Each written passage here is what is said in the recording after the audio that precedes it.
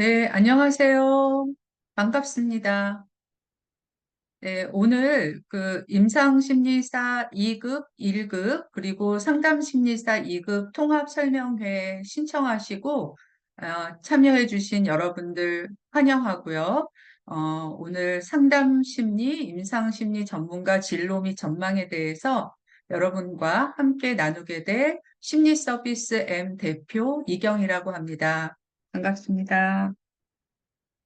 네. 제가 채팅창에 오늘 진행되는 그 자료들 올려놓았고요. 간단히 이제 오늘 일정 먼저 알려드리면 1시부터 1시 30분까지는 상담 임상심리학 분야 자격증의 종류와 개인별 맞춤 자격증 찾기에서 전반적으로 알아보고요. 1시 반부터 2시 반까지는 임상심리사 2급 자격증 안내, 그리고 저희가 한 10분 정도 휴식하고요. 2시 40분에서 3시 40분까지는 임상심리사 1급 자격증 안내, 그리고 3시 50분에서 4시 50분까지는 상담심리사 2급 자격증 안내로 진행이 되겠습니다.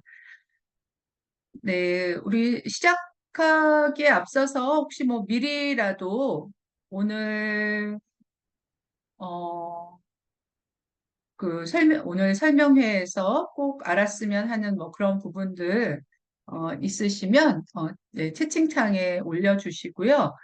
어, 그 자료를 나중에 들어온 분은 이전에 올려드린 자료를 볼 수가 없나요? 음, 원래 제가 그냥 제가 이렇게 제가 그러면 한 번 더 올려드리도록 하겠습니다.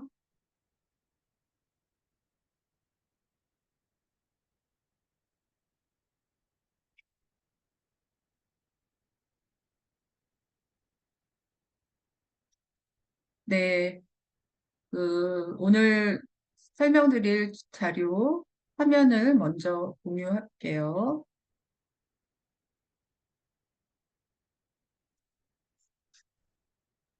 네, 오늘은 임상 및 상담심리 관련 자격증 통합설명회로 진행이 되고요. 임상심리, 상담심리 분야 전문 자격증의 진로 전망 및 준비 방법 등을 다루게 되겠습니다.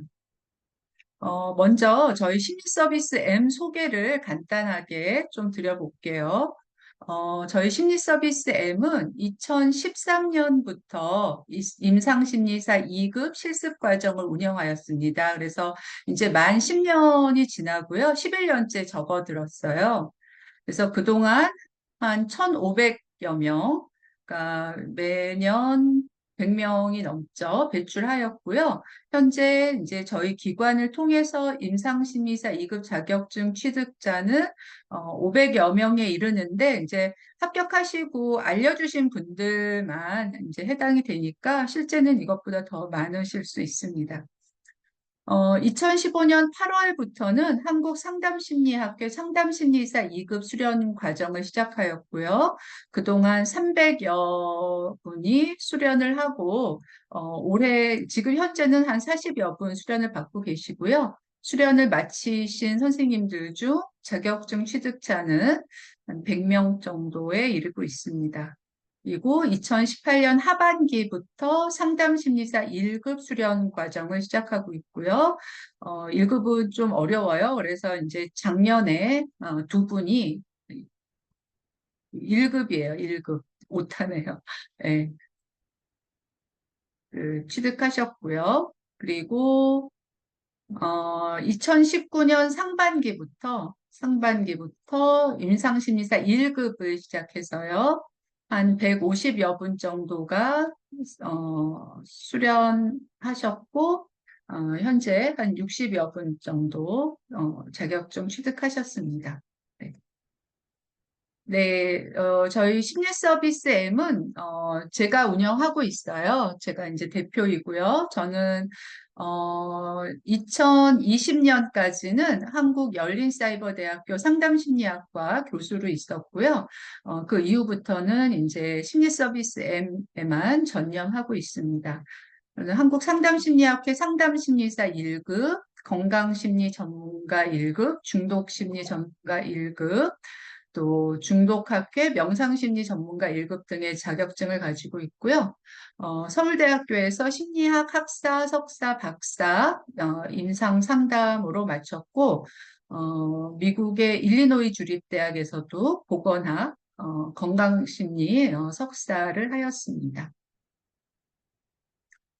네, 그래서 먼저 상담 및 임상 분야 자격증의 전망 및 취업 현황으로 해서 이쪽 분야의 자격증이 어떤 것들이 있고 또 이 자격증을 가지고 여러분들이 어떤 분야에서 근무할 수 있고 하고 계신지 이런 전반을 한번 알아볼게요. 네, 먼저 상담 혹은 임상심리사란 인간의 심리적 건강 및 효과적인 적응을 돕는 전문가입니다. 그래서 실제 하는 업무는요, 심리평가, 심리검사, 개인 및 집단 상담, 심리재활, 심리교육 및 자문, 네, 역할을 담당하고요. 그리고 이런 업무를 하시려면 상담 및 임상심리사 관련된 자격증 취득 후 활동을 하게 되시고, 이 자격증을 취득하는 데 있어서 이제 학력이나 그러니까 뭐 학사든 석사든 그다음에 전공 여부를 제한을 두죠. 네, 그러니까 특정 학력이나 전공이 돼야만 이 자격증을 취득할 수 있게 네, 어, 이제 제도가 되어 있습니다. 그러면 이 분야 일을 하시려면 어떤 적성이나 흥미가 있으셔야 될까요? 일단 분석적 사고와 의사소통 능력이 필요합니다. 그거는 내담자 혹은 이제 피검사자의 심리적 문제나 성격 파악을 위해서 필요로 하게 되고요. 그다음에 내담자에 대한 공감 및 이해 능력이 필요해요. 내담자가 거부감을 갖지 않고 대화할 수 있는 따뜻한 마음. 그리고 내담자의 비밀 보장 및 사생활 보호 등의 윤리 의식. 이게 진짜 중요하죠. 비밀 보장의 원칙, 전문가로서의 윤리. 그러면 이제 이런 전문가가 되려면 이제 어떻게 경력을 개발해야 되나 여러분들이 제일 궁금해 하실 것 같고요. 일단 전공 분야 학습을 하시게 됩니다. 전공 분야로는 뭐 심리학, 임상심리, 상담심리 분야이고요. 대부분은 상담심리 학과, 그러니까 학부에서는 만약 학부로 들어간다면 심리학 학부 전공, 만약 이제 대학원부터 시작하신다면 상담심리나 임상심리 전공 대학원으로 가시게 되죠. 그 다음에 경력 쌓기는 처음부터 이렇게 번듯한 직업이 기다리는 것은 아니고요. 세상에 그런 일은 사실 별로 없죠. 처음에는 눈높이를 낮추어 파타임이나 또는 뭐 요새 자봉이라고 그러죠. 자원봉사 같은 것으로 경력을 쌓은 후 풀타임이나 혹은 요즘에는 자기 센터를 개원하시기도 많이 하세요. 네. 그리고 이제 추가로 뭐 대학원 석사, 박사 진학 또는 뭐 본인이 이제 취득했던 자격증 외에 내가 임상 자격증을 취득했으면 상담 자격증을 취득했으면 임상 자격증을 추가로 취득하시는 이제 그런 방법으로 경력이 개발이 됩니다. 다음은 일자리 전망인데요. 일단 이 분야의 일자리 전망은 아주 밝습니다. 네. 그래서 인구 및 사회 구조 변화에 따른 개인의 상담 및 치료 수요가 아주 증가하고 있어요. 그거는 이제 뭐 고령화, 핵가족화, 1인 가구화에 따른 이제 수요가 늘어나고 있고요. 또 임상 상담 분야뿐만 아니라 타 분야와의 협업도 증가합니다. 미술, 놀이, 음악 같은 매체 치료 이제 한 상담센터 내에서 같이 이루어지는 등, 이제 다양한 분야가 협업해서 또, 사회복지나, 네, 이런 분야, 또 뭐 간호나 의료와의 협업도 사실은 활발하게 이루어지고 있고요. 당연히 이제 교육계, 그러니까 학교 장면에서의 협업도 많이 이루어지고 있습니다. 그리고 두 번째는 심리 상담에 대한 인식 변화. 굉장히 크죠. 그래서 개인의 심리적, 정서적, 대인관계 문제에 대한 상담 및 치료의 필요성이 커지고요. 또 이런 그 심리 상담에 대한 접근 및 거부감이 많이 낮아지는 것. 예, 그래서 요즘은 이제 누구나 다 심리 상담이나 심리 치료를 한 번쯤은 받아보고 싶은 그런 수요가 많이 있습니다. 또한 법, 제도, 정책의 변화이고요. 사실 우리 사회는 이게 굉장히 큰 역할을 하는 것 같아요. 그래서 이 심리 상담이 이런 사회복지의 일환으로 확대가 되고 있고요. 또 병원이나 공공기관의 일자리가 확대되어서 실제로 임상심리사 2급 자격증을 취득하시는 분들은 이런 공공기관에서 근무하시는 비율이 상당히 높습니다. 음.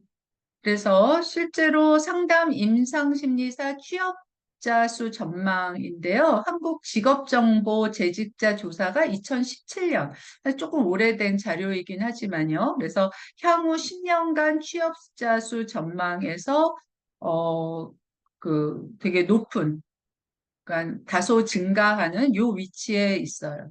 네.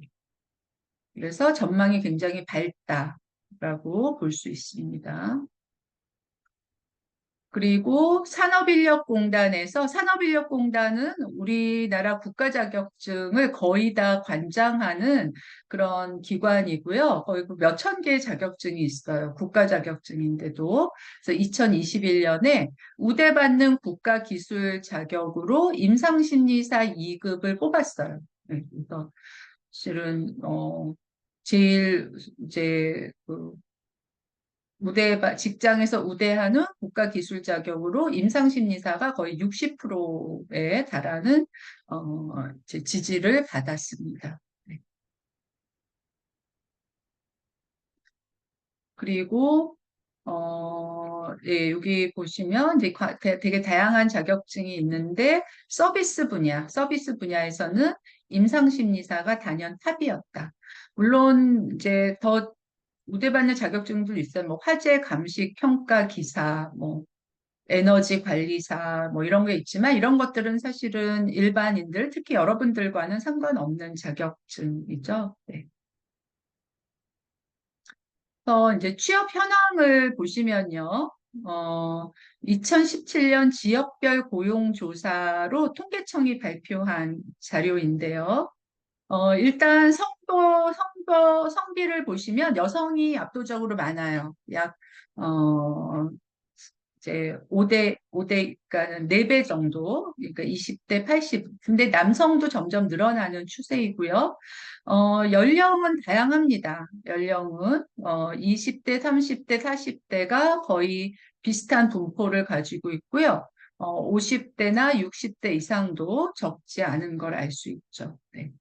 그리고 아마 제가 보기에는 이쪽 분야가 이렇게 연령 제한을 받지 않아요. 그래서 지금 이렇게 20, 30대가 하시는 분들이 쭉 나이를 먹어가시면서 이 5, 60대 분포가 더 늘어날 것이다. 네, 이렇게 생각이 되고, 이제 만약 그렇게 된다면, 새로이 이 시장에 진입하시는 60대, 50대, 60대들도 더 진입하기가 쉬워지시죠. 그러니까 활동하는 이제 그 연령대 분들이 더 많으니까요. 네. 그리고 학력은 보시면 좀 이쪽 분야가 이제 좀 고학력이에요. 다른 자격증에 비해서. 그래서 대학원 졸이 가장 많고요. 그다음에 이제 대졸인데 이게 대학원을 졸업해야만 이쪽 분야에서 활동하시거나 자격증을 취득하시는 게 아니라 대졸인 분들이 자격증을 취득하시고 대학원에 입학하시는 그런 사례가 많아요. 그래서 오늘 처음 알아보시는 분들이 지레 내가 대학원을 나와야만 이쪽 공부를 이제 자격증을 딸 수 있고 활동할 수 있나? 이렇게 생각하실 필요는 없어요. 워낙 공부를 좋아하시고 또 지속적인 교육과 훈련이 필요한 분야이기 때문에 이제 비전공이든 전공이든 대졸로 시작하셔서 이후에 대학원을 가시는 분들이 많다. 보시면 되고요. 임금은 고임금 업종은 아닙니다. 그래서 아마 그 뭐죠? 최저임금보다는 높아요. 최저임금보다는 약간 높은 수준을 유지하고 있어서요. 아마 요게 이제 2017년이니까 지금쯤은 한 300, 연봉 300 수준은 네, 어, 될 거라고 생각이 됩니다. 네. 그러면 일단 상담 임상심리사가 어디에 취업을 할 수 있는지를 보시면 일단 청소년 상담 기관이, 어, 이제 비율이 많아요. 청소년 상담 기관으로는 한국 청소년 상담 복지센터나 시도 청소년 지원센터, 청소년 수련관, 특히 이제 여기 이 청소년 상담 복지센터가, 음, 그 많은 이제 비중을 차지합니다. 그다음에 교육기관은 대학교 상담실, 학원 상담실, 중고등학교 상담실인데 중고등학교 상담실이 음, 비중이 높죠.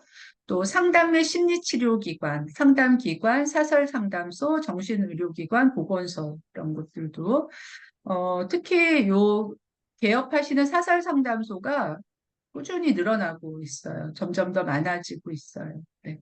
그다음에 이제 사회시설로는 뭐 소년보호기관, 사회복지기관, 교도소, 재활원에도 취업하실 수 있고요. 그다음에 이제 기업 부설 상담소나 직업 상담소, 기업 연수원 같은 기업체도 취업의 기회가 열려 있습니다. 예, 그래서 조금 더 구체적으로 보면 그 기관별 취업에서 정부 기관으로는 군, 경찰서, 소방서, 보호관찰소나 교도소 등의 교정기관, 뭐 치매 안심센터 같은 보건소 있고요. 병원은 정신건강의학과, 신경과, 재활의학과, 또 사회시설로는 사회복지관, 노인복지시설, 아동관련시설, 장애인단체 등이 있습니다. 청소년 관련 기관으로는 학교, 그 위센터 같은 교육지원청, 아까 말씀드렸던 청소년 상담복지센터, 청소년 수련관, 또 이제 일반 기업이나 개인 연합 상담센터 같은 것들이 있습니다. 그리고 임상심리사는 이제 아무래도 심리검사가 가장 주된 활동 영역이에요. 그래서 임상심리사로 활동하시려면 이런 여러분들 뭐 잘 아시는 MBTI를 포함한 성격 및 정서 검사, 또 지능 검사를 포함하는 인지 검사, 또 이런 투사 검사나 그림 검사, 진로 적성 검사, 그다음에 이제 앞으로 비중이 점점 높아질 이제 신경심리 검사나 치매 관련 검사 같은 것들을 담당하시게 됩니다. 네, 이렇게 해서 제가 준비한 자료는 설명을 다 드렸는데요. 이 분야는 여러분들이 질문이 좀 많이 있으실 것 같아요. 그래서 질문을 한번 좀 받아 보겠습니다. 질문 있으시면 가능하신 분은 잠깐 마이크를 켜시고 알려주셔도 되고요. 아니면 채팅으로 알려주셔도 됩니다. 일단 공유를 좀 중지하고 갔다 볼게요. 음, 네, 박용화 선생님이 경력의 파트타임이나 알바로도 쌓을 수 있다고 하는데 가능한가요? 네네, 가능하세요. 그러니까 보통 이쪽 분야가 이렇게, 어떤 풀타임으로 이렇게 이제 이제 뭐, 9 to 5 이제 월급 이렇게 근무하기보다는 시간제로 근무하시는 게 많아요. 네. 그래서 뭐 본인이 되시는 시간에 네, 단기로도 가능합니다. 경찰서나 보호관찰서요. 제가 거기서 구체적으로 어떤 업무를 하는지까지는 정확히 알지는 못하고요. 하지만 이제 그리고 이제 또 하나가, 경찰 공무원, 그다음에 이제 그 교도관이 될 때 이 자격증이 있으면 우대를 받아요. 그러니까 이제 그 추가 점수가 주어지는 거죠. 네. 그래서 아마 전반적인 업무를 할 때 이제 되고, 워낙 이제 그 심리 상담의 수요가 많은, 이제 분야이고요. 그러니까 거기서 심리 상담사나 임상 심리사로만 따로 역할을 주고 있는 것 같지는 않아요. 네. 예. 보통은 이제 외부에 의뢰를 하게 되죠. 그럴 때 이제 중간 역할 같은 것도, 음, 이제 역할을 담당하겠죠. 한혜덕 선생님이 필기시험 응시 전에 1년 수련 과정이 완료돼야 돼요. 네, 그렇습니다. 예, 그러니까, 하지만 이제 그 서류 제출은 필기시험 이후에 이제 실기시험 때 제출하기 때문에 뭐 이제 서류상으로 이수가 되시면 돼요. 구체적인 이제 시험 관련해서는 2부에 이제 그래서 개별 자격증과 뭐 시험 준비, 그다음에 저희 그 프로그램 안내에서 더 상세히 안내 드리겠습니다.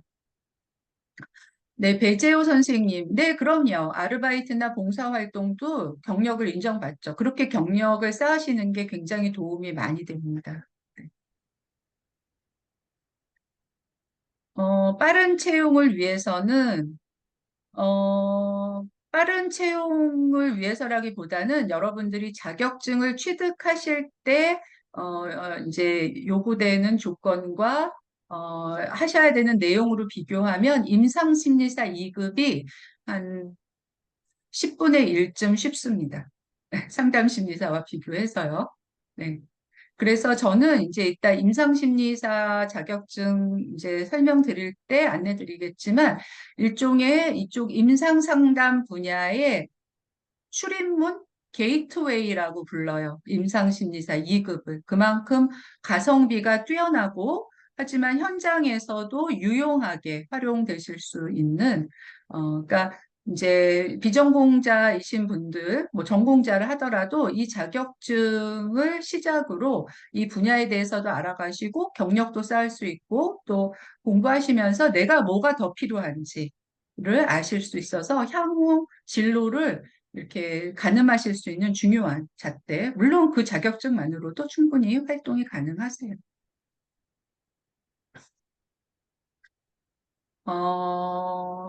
펄라 선생님, 자격증 취득 후 외국인 상담이나 해외로 나가는 경우, 그거는 저는 모르겠습니다. 예. 해외는 해외의 그 기준이 따로 있을 것 같고요. 하지만 이제 우리나라의 다문화 상담이 점점 많아지거든요. 네. 그러니까 이제 국내에서 외국인 상담은 하실 수 있겠죠. 박진경 선생님, 이 자격증이라는 게 임상심리사 2급 말씀하시는 것 같은데요. 그럼요. 네. 그러니까 그 모든 이 그 공공기관의 채용 공고에 임상심리사 2급이 명시되어 있습니다. 네. 그리고 대학원은 그렇죠. 이게 여러분들이 이미 나이가 있으시고 다 그냥 일반 학생 시절은 다 지나신 분들이 있거든요. 그래서 대학원도 뭐 사이버 대학이나 뭐 야간 대학 이렇게 해서 일하시면서 다니시죠. 네. 임상심리사 2급 2년제 졸업생은 안 돼요. 네, 4년제 학사 학위이기 때문에 학점은행제나 사이버 대학의 편입으로 해서 4년제 학사 학위를 취득하셔야 돼요. 네, 질문들을 많이 하시네요. 네, 뭐 더 궁금한 거 질문 주세요. 네. 저도 질문이 하나 있는데요. 네. 그 4년제 대학 학위가 있어야 자격증 어, 지원을 해볼 수 있는 거잖아요. 그게 네. 국내 대학만 가능한 건지 해외 대학 졸업증도 가능한 건가요? 해외 대학도 가능하실 거예요. 근데 이제 그 부분은 제가 결정하는 것이 아니라 산업인력공단에서 결정하는 거잖아요. 그러니까 산업인력공단에 선생님의 현재 상황을 문의하시는 게 가장 빠르고 정확합니다. 근데 당연히 인정될 거라고 생각이 돼요. 네. 감사합니다.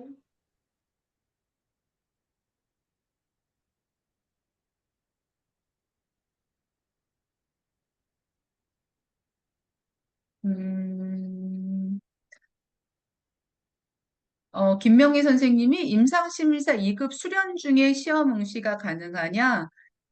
아니요, 그렇지는 않아요. 예. 그러니까 이제 필기 시험은 보통 이제 이수증 없이 먼저 치르시는데 합격하셔도 이수증을 제출하셔야 합격이 인정이 돼요. 그러니까 이수 후에 시험 보셔야죠. 네.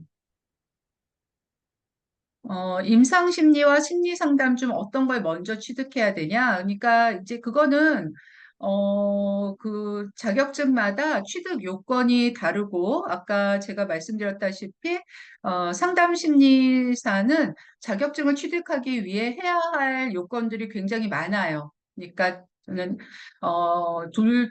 두 개를 이제 처음 시작하시는 분이시라면 임상심리사를 권합니다.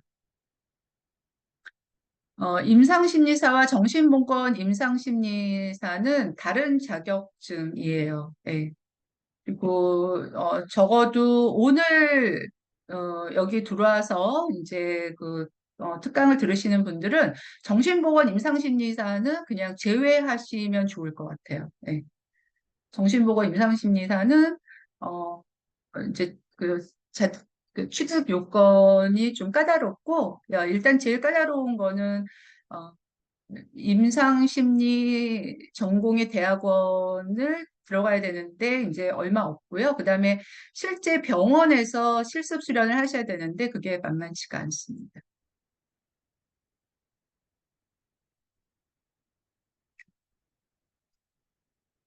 임상심리 커뮤니티에서 임상 2급의 취업이 상당히 어렵다는 말들이 많았는데요.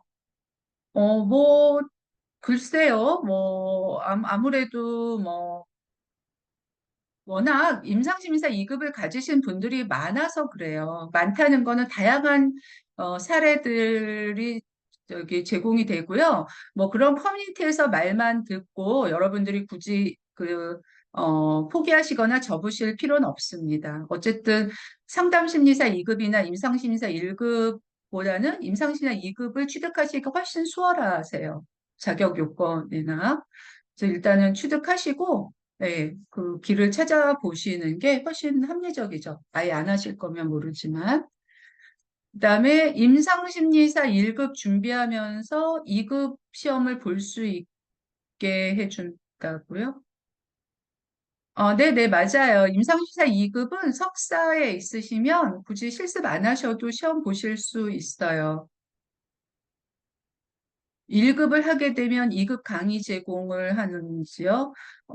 아니요, 그렇진 않고요. 1급과 2급은 분리된 별개의 과정이고요. 하지만 이제 1급 안에 1급 시험 대비 동영상이 포함되기 때문에 그 공부로도 2급 시험은 충분히 하실 수 있습니다. 네, 지금 등록하시면 내년 7월, 이제 임상심리사 2급은 내년 7월 시험 보실 수 있게, 이수증이 발급이 되고요. 임상심리사 1급은 내년 9월 필기 시험 보실 수 있게 이수증이 발급이 돼요. 네.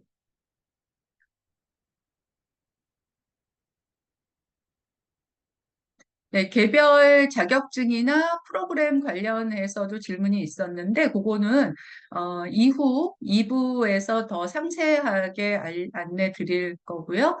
뭐, 혹시 다른 일 때문에 이제 실시간 강의를 놓치신다면, 녹화 영상도 다 보내드리니까 그때 참조하시면 될 것 같습니다.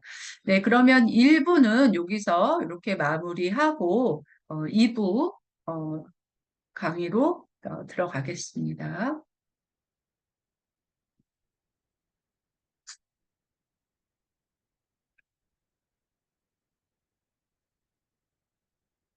잠깐만요.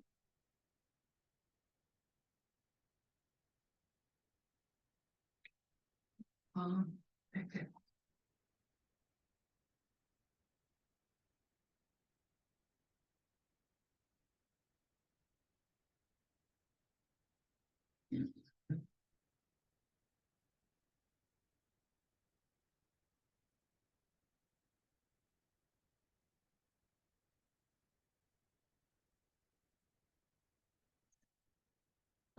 네. 그 자격증 통합 설명회 2부이고요. 요거는 제가 앞에서 드렸기 때문에 개별 프로그램 안내로 들어가겠습니다.